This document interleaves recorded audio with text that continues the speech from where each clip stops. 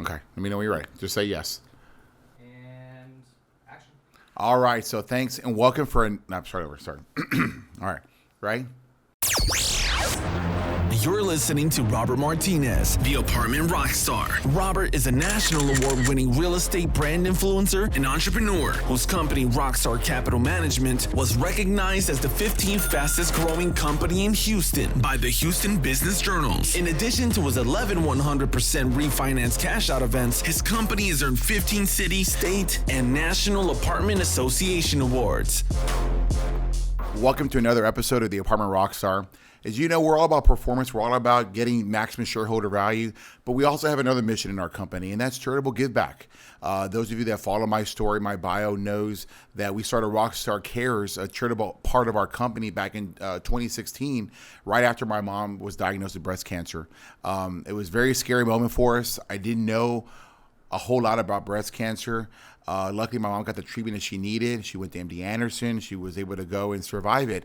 And thankfully, I still have my mom today. But, you know, I learned through the process how preventable and how treatable breast cancer is, especially if it's caught early.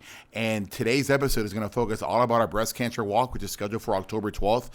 This is going to be our annual walk. We've been doing this since 2016. Last year, we raised $25,000. We had a mobile mammogram trailer come to one of our properties. We sponsored a bunch of mammograms as well. But this year, we're doing something a little different. Today, I'm being joined by Dr. Anu Shultz. Dr. Anu, tell us a little bit about who you are. My name is Anu Shultz. I'm a dedicated breast radiologist, and I work with Solus Mammography. So what we do is dedicated breast imaging and take care of patients from screening to diagnosis of breast cancer. That's amazing. We're so excited to have you here. Thanks for joining us. Thank this is you. You're a big time guest for us here, so we're excited. Just a little recap for the audience. Last year we sponsored 18 mammograms. This year with your help, we're going to do 30. So that's super exciting, and we're going to work on it right here. There's a little certificate right here that allows you to walk into your office.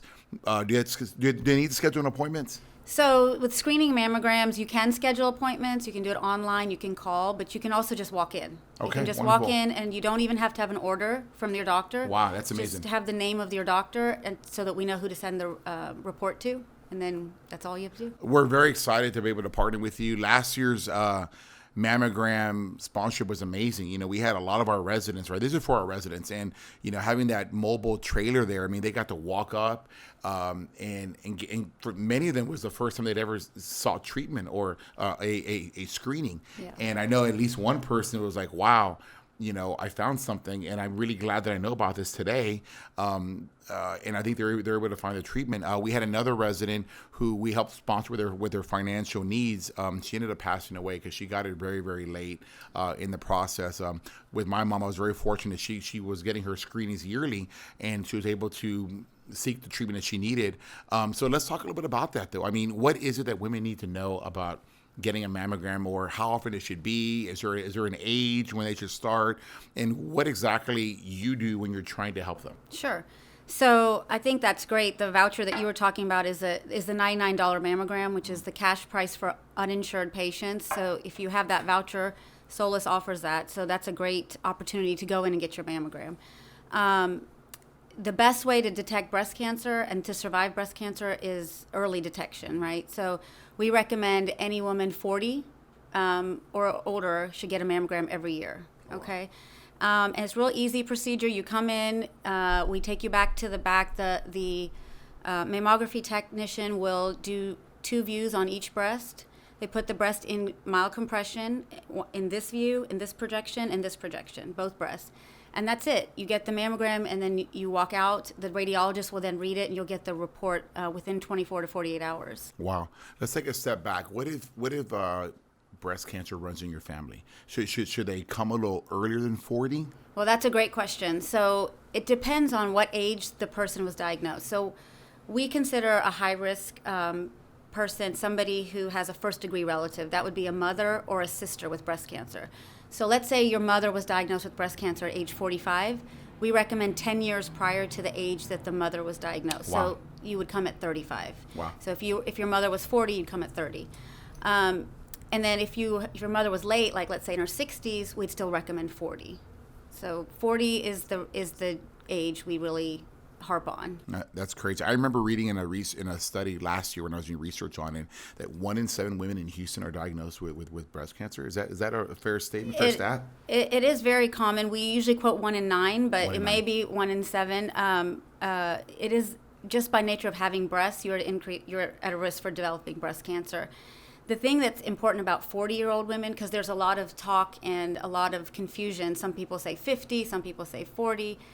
But those early breast cancers usually tend to be more aggressive and can have harder to recover from and survive. So the earlier we detect it in those younger patients, the better the prognosis and better the care. And how treatable is it, though? I mean, is it? Breast cancer, I always tell the patients, it's because it's one thing, we don't want to tell patients that they have cancer. We're worried about them having cancer. But if we see something, what I like to tell them is breast cancer is a very treatable, very curable, very survivable disease. It's early detection that makes the difference. Right. So getting that mammogram is really critical to early detection. So let's talk a little bit about the process. And so somebody comes in, they take one of our vouchers.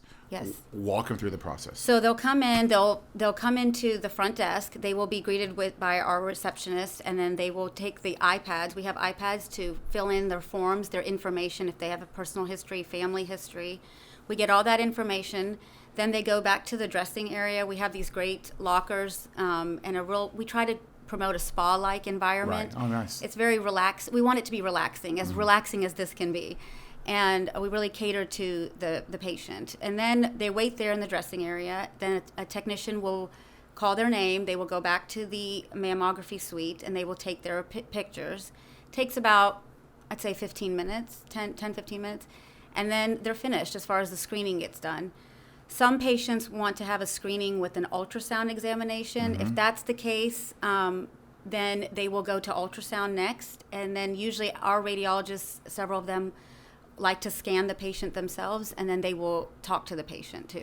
What is a 2D and a 3D mammogram? That's a great question. So 2D mammograms are mammograms where, like I said, that we do those two views, the breast compressed this way, the breast compressed this way, okay?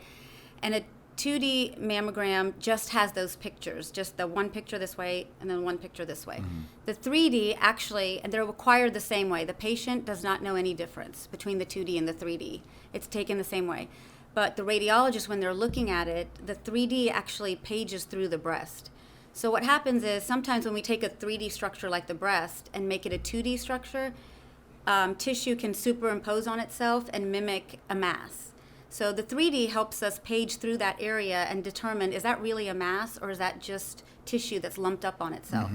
So what the 3D offers, in addition to the 2D, it also decreases your callback rate, getting called back for things that are not breast cancer, and it also increases the cancer detection rate. Interesting. Yeah, so Wow. our group that works with Solus was instrumental in doing the research that brought 3D Right. to Houston, and it's great technology, and it's used around the country now. So let's say let's say they're not 40 yet and they don't have breast cancer in their family, but they can do a self-examination, right? And they're Yes. able to see. And they're what are they trying to do? Are they trying to find dense tissue, or what is it they're trying to look So for? basically, what they're trying to do is feel a lump. Okay. A lump. Right now, we don't necessarily recommend that a patient should do a monthly screening, a monthly self-exam. If they want to, that's fine.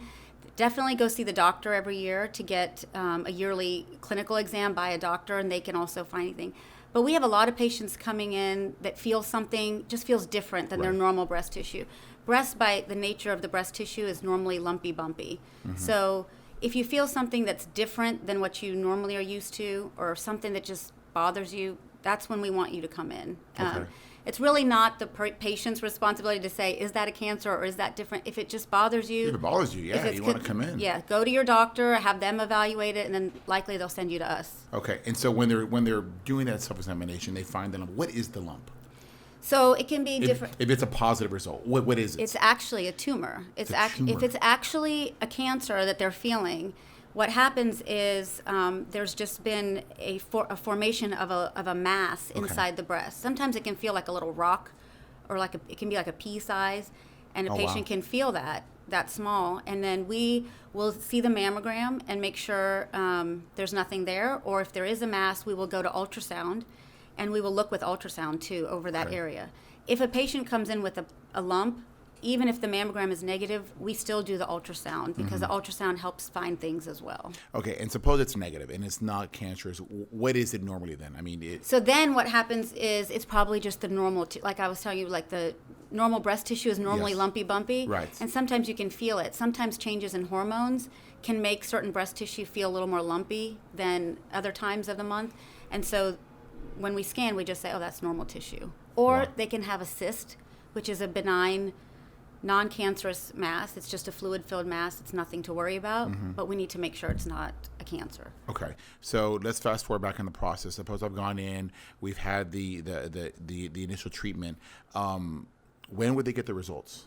So if they see the doctor that day, depending on what they came in for, if they see the doctor, they can get the results verbally that day from the doctor. Okay. Otherwise, it's usually within 24 to 48 hours. Okay. They'll get an email and then the report. Okay. So Obviously, if they get a positive result, they're going to be scared, right? Yes. How do you work with them to try to get them maybe some of the education they need or the advice on what now? What do I do now? Right, that's a great question. So what we do if we actually see a patient and they do have a mass, and then we scan the patient, and we also see an area of concern that needs to, the next step would be we need to biopsy it. That is a needle biopsy. And we offer that service at Solus as well. Okay. And we do it in the same suite that we do the ultrasounds.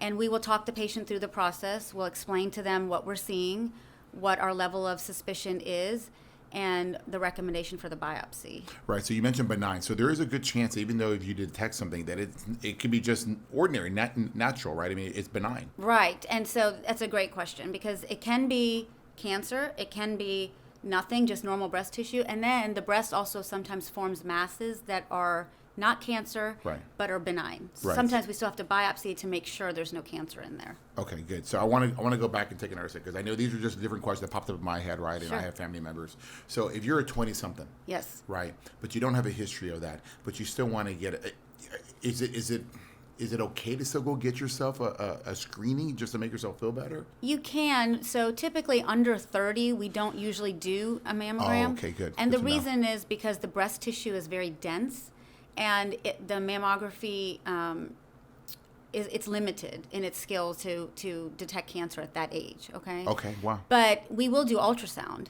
So if it's under 30, because they have really dense breast tissue, if they have any issue, we can do an ultrasound. Over 30, we will do a mammogram. Okay. So over 30, yes. If you have a concern, if you have a family history, just peace of mind, we can do it. So my mom was very fortunate. Again, she got it. She'd been doing it. My mom's now 60. She's now 66. So this only happened just a few years ago. But she has a strong history of breast cancer in the family. I mean, I think my grandmother passed away from it. I think she's had sisters. So with that, should she have been doing those in her 30s for sure? Well, so that's a great question. What we generally recommend, if you have a strong family history, there are genetic counselors or there's a genetic testing. A marker or something like that. Markers, right? yes. There's two main markers, the breast cancer 1 and the breast cancer 2 genes, BRCA1, BRCA2. Okay. So oftentimes when patients have a strong family history, particularly if it's young patients, like in their 40s or 30s, with several family members with breast cancer, that usually is linked with a genetic. So 40s is still considered young. Yes, it is. Okay, we're good. We're good. That's good. For breast cancer, yes, it is Okay. considered young. Wonderful. Okay, that's awesome. Now, I have a note here to ask about Smart Curve. What is Smart Curve? Okay, so Smart Curve is a new technology. We were instrumental in doing the research for that as well. And it is a compression paddle that minimizes the discomfort when you're having a mammogram. So one of the biggest fears that patients have about the mammogram is it's going to hurt. Oh, wow. Because you put your breast in this plastic contraption and squeeze, it doesn't sound pleasant. So what we've done is we've created a curved paddle so that it eliminates pressure against the chest wall, which is where patients tend to have the most pain. Oh, wow. And then it gives compression over the rest of the breast, where normally we're putting a lot of pressure to try to get pressure in elsewhere. This curves it to minimize the pressure in certain areas and maximize the pressure everywhere. Okay, That's so awesome. you That get a sounds great great. technological response. I want to end on misconceptions. What are some misconceptions with a screening or even breast cancer as a whole? I think the biggest thing about Like worries. Yes, I think the biggest thing about breast cancer, biggest misconception is, and we hear patients saying it all the time, is, oh, well, no one in my family has it. So no one in my family has it, so therefore I'm not going to have breast cancer. But 1 in 9 get breast cancer. Most breast cancers that we diagnose, there is no family history. Wow. So that is important for patients to recognize if they feel a lump or if they are concerned at all. If you're 40, just go ahead and get the screening. Okay. So that's the biggest misconception. I think the other thing is the fear about pain. A lot of patients, worry that it's going to hurt. And I am over 40. I've had my mammogram. It's actually not that painful, and I didn't even have the smart compression paddle. So I would recommend everybody over 40 to get it. For sure. I think the other fear that people might have too is that, once you get diagnosed, now what? They get scared, right? It's Right. like, what is this going to cost? Or does this mean I'm going to lose my breast? Or, what are they going to do, right? But if you catch it early enough, what are the treatments? So that's, again, a great question, because that's the main thing. Early detection affects the treatment. So if you have a very small cancer, likely they're going to, and that's the only one, they're likely going to be able to do what we call lumpectomy, Okay. where they just take out the one area. And also the type of therapy, chemotherapy, radiation therapy, Right. will be tailored to the size of the cancer. So Right. the earlier we find it, the less involved the surgery and the chemo and the radiation, Right. typically. So Right. So, and they come in stages, right? Stage 1, stage 2, stage 3, stage 4? yes, that's more done by the surgeons, the staging, Okay. and it depends on the size, the hormone receptors, and it gets a little complicated. But they take multiple things into account when they stage the patient. Right. I think with my mom, again, she was very fortunate that she got it, and she caught it, I think, with stage 1. Yes. And it was just done with the radiation. It was done with the chemo, which is not always pleasant. I Yeah. mean, she had her issues with that for sure, but she was able to save her breast, and I think that was a big deal for her, right? Which I think probably is for most women. So yeah, it is highly treatable. Yes. It is highly preventable. Well, not preventable, but it is preventable, Curable, yeah. but detectable. Yes. Right, because knowledge is power, right? If you know it's there, then you can do something about it. Exactly. Otherwise, you go about your everyday business and it's sitting there growing. Exactly. So wow. Thank you so much. This has been really enlightening. I hope everybody enjoyed this. Dr. New, thank you so much for your time today. Thanks for having me. Oh, for sure. I think this is going to be an amazing turnout for us this year. I was talking to Tracy, our VP of marketing, and I know sponsorships are up. I know enrollment's up, and we had a big turnout. I hope you'll be able to join us this year. It was a lot of fun. We've been doing this since 2016, so I mean, this will be, I think, four years in a row. So that's really exciting to be able to know that we're going to try to get back and leave a legacy other than just, we're owned by shareholders, right? I mean, we have the investors, and they want to produce a return, but then we also want to produce a return on life and leave a legacy. And to be able to sponsor this is huge for us. I'm really, really excited to get behind it and have our company get behind it and to partner with you. So thank you so much. Love it. It was a Thank pleasure you. to have you on our show. Thanks for having me. All right, so that brings us to the end of another Apartment Rockstar podcast. Again, this is our 4th annual Rockstar Cares Breast Cancer Walk. It's October 12th, held in downtown city of Humble. Please, please, please get involved with us. Sponsorships are up, enrollment's up, but man, we can never have enough help. There's always something that everybody can do. So I hope you can join us October 12th, 8 a.m., City of Humble. Catch you next time.